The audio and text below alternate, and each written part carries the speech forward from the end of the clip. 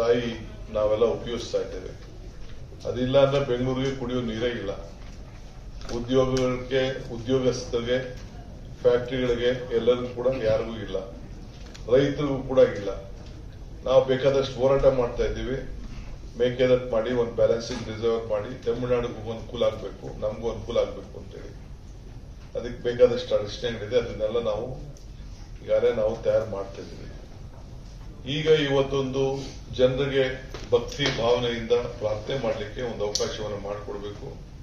ಆ ದೃಷ್ಟಿಯಿಂದ ಒಂದು ಕಾವೇರಿ ಆರತಿ ಮಾಡ್ತೀವಿ ಅಂತ ಘೋಷಣೆ ಮಾಡಿ ಹಣ ಕೂಡ ನಮ್ಮ ಇಲಾಖೆ ವತಿಯಿಂದ ಒಂದಷ್ಟು, ನಮ್ಮ ಕನ್ನಡ ಕಲ್ಚರ್ ಇಲಾಖೆಯಿಂದ ಒಂದಷ್ಟು ಹಣ, ಧಾರ್ಮಿಕ ದತ್ತಿ ಇಲಾಖೆಯಿಂದ ಒಂದಷ್ಟು ಹಣ, ಬೀದ ಬೆಳೆಸುವ ಇಲಾಖೆಯಿಂದ ಒಂದಷ್ಟು ಹಣ, ಪ್ರವಾಸ ಇಲಾಖೆಯಿಂದ ಒಂದಷ್ಟು ಹಣ, ಎಲ್ಲರೂ ಕೂಡ ಇಂಧನ ಇಲಾಖೆಯಿಂದ ಲೈಟಿಂಗು, ಇದನ್ನ ಮ್ಯೂಸಿಕಲ್ ಫೌಂಟನ್ ಅದೆಲ್ಲ ಅವ್ರದ್ದು ಜವಾಬ್ದಾರಿ.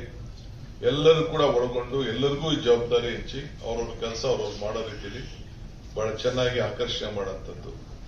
ನಮ್ಮ ಇಂಧನ ಇಲಾಖೆಗೆ ಸಂಬಂಧಿತ ಚೆಸ್ಕಾಂ ಅಧ್ಯಕ್ಷರಾಗಿ